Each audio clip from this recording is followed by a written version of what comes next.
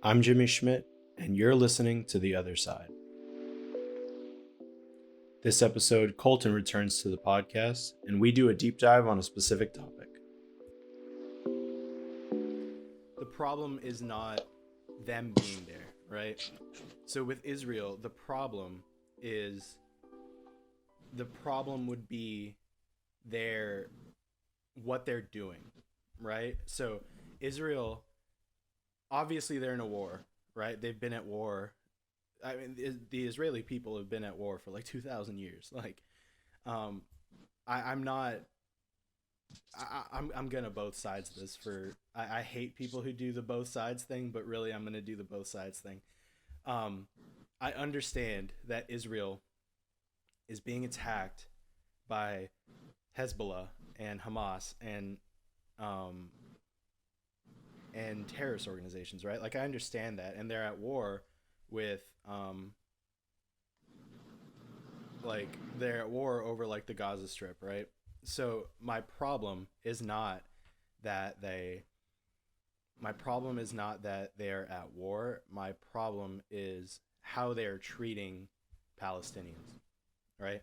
So, um, for a lack of a better term, Israel is acting as an apartheid state in the region.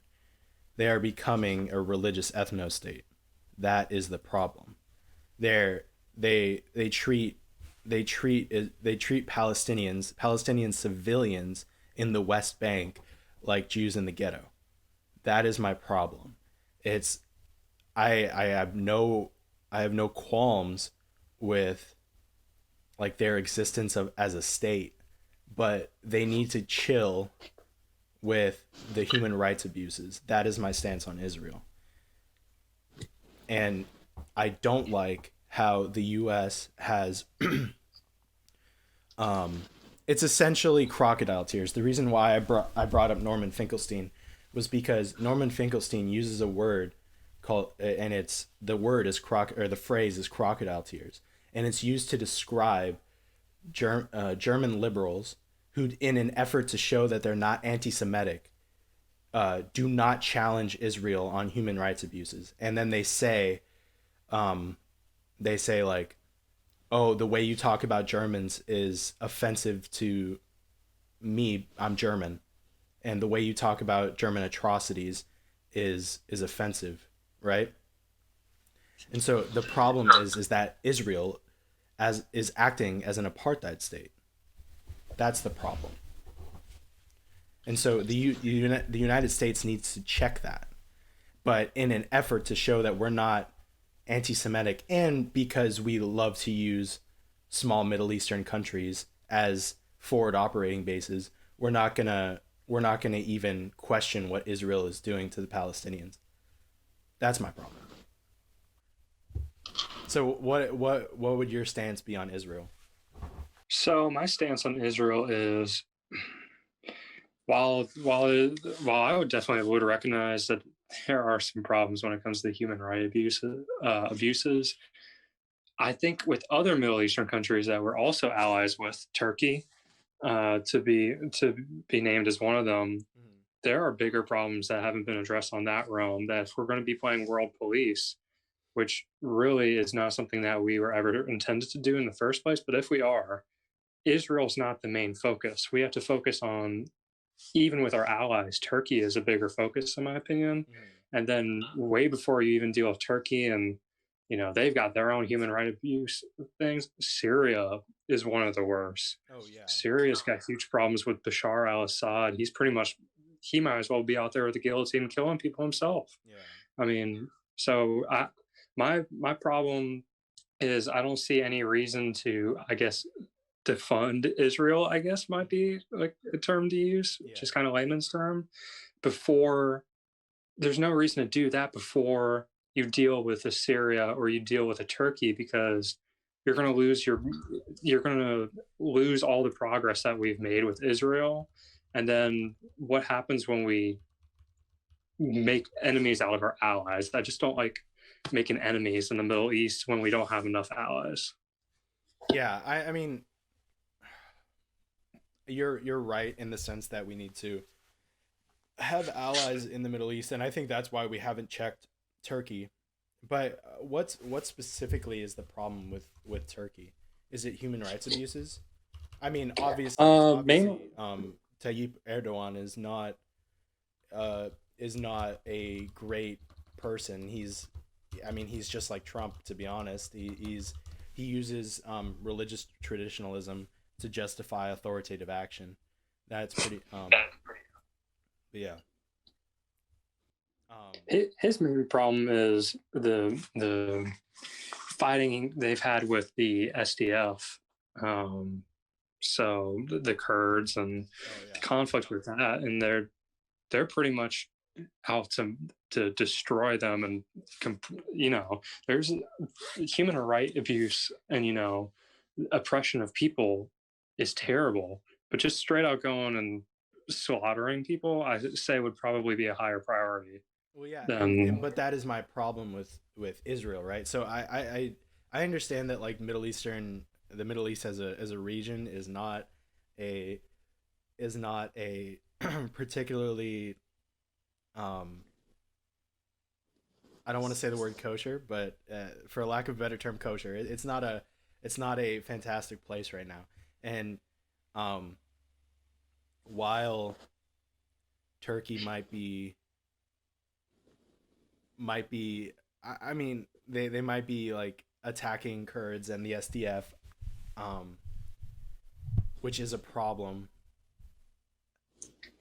It see the problem is like the SDF, right? They're an organized military force, and like I understand that they're citizens, obviously, and I understand that like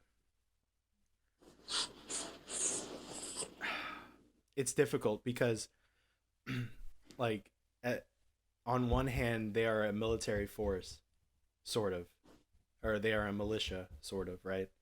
I don't know exactly what to consider them. The problem is like with Israel, they are not doing it to a military force or somebody who is shooting back, right? They're doing it to civilians in the West Bank, and um, I mean, they're people that have lived there before Israel was declared a state by either the UN. I know it was like British territory before that, I think, but they were there already. They've been there for generations, and then um, they're just they're just gonna treat them like Jews in the ghetto, for a lack of a better term. Um, like on one hand, I don't want to say I understand, but I understand why they would be fighting with the SDF. Why Turkey might be fighting with the SDF, because they're a military force wanting to create a region for themselves, right? Like that's the Kurds. Mhm. It they believe that they like um hold the rights to a certain area of land, right? Like Kurdistan, and then um and they're they're fighting for that, right? And it's a valiant fight. But then this is the thing, right? Um like Trump just like left our allies. He just like abandoned the Kurds.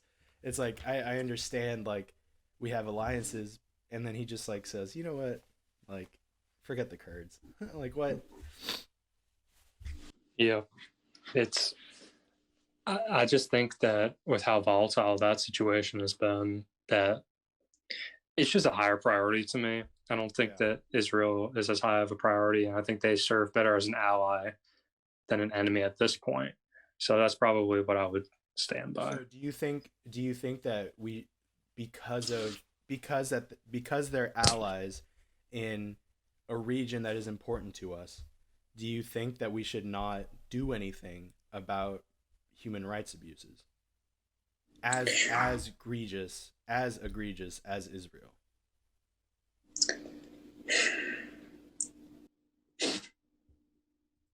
I think. Mm, okay, so I'm just going to treat this as a yes and a no question. I am going to say yes to that question, Mm-hmm. and then to the other part of what I wanted to say is, again, I just don't think right now it's the highest priority, because we also have to think of our people. And if we piss off Turkey, who is a NATO ally, you know, that that is a little bit worse than, do you, it's like juggling with lives. Which lives matter more? Mhm. I just guess I, as an American, am going to value American life a bit more in this situation. Although it's really hard for me, also as a humanitarian, Mhm. someone I care about all human life, to say this, but I think we have to think about our American people and the American interest. And I think the American interest is not pissing off Turkey. Yeah, but how would we piss off Turkey by? I mean, obviously there's the problems with human rights abuses in Turkey as well, but by starting to check human rights abuses in the Middle East, I don't understand how we would piss off Turkey in that manner. Well, if we go back and start supporting the SDF, they consider the SDF as a terrorist organization. Obviously, that's political posturing, Yeah. but it doesn't make it any less true that they see them as terrorists.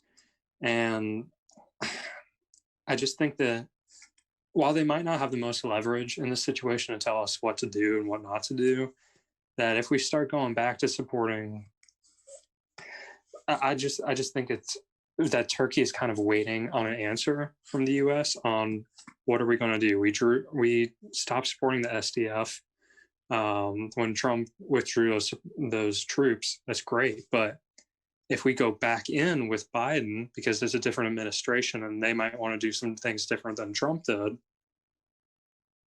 I still think that's a more important situation. I don't even think, though, it's as much of an important situation as Syria. Again, if we're going to play world police, we've got to start with the people who are even more absurdly abusing human rights. And I think Syria is worse than Israel in that state. I think you could argue that very strongly. Hmm. I'm not entirely knowledgeable with Syria specifically. I'm more not. The only thing I really know is that um, Assad used chemical weapons in 2013, and I don't even know if he's still in power. Is he? He's still in power, yeah. He hasn't been overthrown or anything. He has a pretty strong hold on that. And personally, my stance is I've been watching that situation for a while, and honestly, if I was in power, if I was in the U.S. government, I would push to assassinate him, just like what happened. I think we've assassinated. Well, the FBI kind of, or the CIA kind of worked to get rid of some guys from office, in Syria before. I Yeah. think he's a big enough threat that he needs to be assassinated. Yeah, and off topic, but the CIA might have worked to overthrow governments is not a maybe. They definitely did. Um, that's how Pinochet got in power in Chile. Basically, the South America has been destroyed by uh, by the CIA by with us meddling in elections. That is essentially what is going down. It's just fun to throw the quotes in, Yeah, true. just in case. It could have been the CIA. You never know. Yeah, it definitely was. It wasn't the CIA as a body. It was definitely like a couple people who weren't very clear that they were the CIA to cover their footsteps or something. Mm-hmm. So Yeah. Um. Yeah. That's. I mean, I guess that pretty much encompasses my stance on Israel. I mean, good on them for having defended themselves so well over the last however many years. But at the same time, you can do that without bombing civilians, and you can do that without just dunking on women and children. Like the women and children, um, like let's look up. Okay, so right now I'm on amnesty.org and I'm looking at what they're saying because I know like the general idea, but I'm trying to think like I'm trying to look at specifics. Yeah, so specifically, what Israel has done with with Palestinians is for protests, they've allowed snipers to shoot protesters below the knee. Before this was a recent thing where they allowed them to shoot or they restricted them to shooting below the knee. Before they were able to shoot protesters above the knee in the leg, and then uh, Palestinians were also allowed to be arrested um, without um, without like committing a crime. Essentially, they were allowed to be held without explicitly having like committed a crime, and then they've also like just straight up killed Palestinians, including children, and then they have also done the same like uh, amnesty.org calls it arbitrary arrests and detentions. Um, they've arrested, let's see how many children, 182 children as of November 30th. Wow. So, um, and also they're not allowing translators for those people too. A lot of those people don't speak Hebrew, so they only speak Arabic. So they're not allowing translators to those people, so those people can effectively um, know their rights. Essentially, they're it's it's nothing short of an apartheid state. It is literally like and and I this is the problem, right? It's that Turkey is not attacking and jailing random citizens and holding children in custody without translators. And while I do not like Tayyip Erdogan at all, I think he's a horrible person. I think he's a dictator. He is not doing these things to children, and we're not giving him a pass, right? Like the like obviously the federal government can't say anything because they're a NATO ally, but it is like we've criticized Turkey before, but the problem is that in the United States we say nothing at all about Israel, and we just continue to support them only because the Bible says that it's holy land, right? This is and there literally nothing is said about Israel except for a couple progressive members of Congress. There are a couple BDS supporters in Congress right now, and honestly, I would think that that's not a bad way to go on the situation because Israel is committing egregious violations of human rights, and it cannot go without saying it. And we need to at least recognize it. And we can't. And I don't like how anybody who says anything about it immediately gets called an anti-Semite because it's nothing to do with the fact that they are Jewish. It is the fact that they are committing war crimes against Palestinian citizens. This is the problem. When anybody says anything about Israel, Ben Shapiro gets on the air and calls them an anti-Semite and says they hate Jews. It's like, no, we don't hate Jews.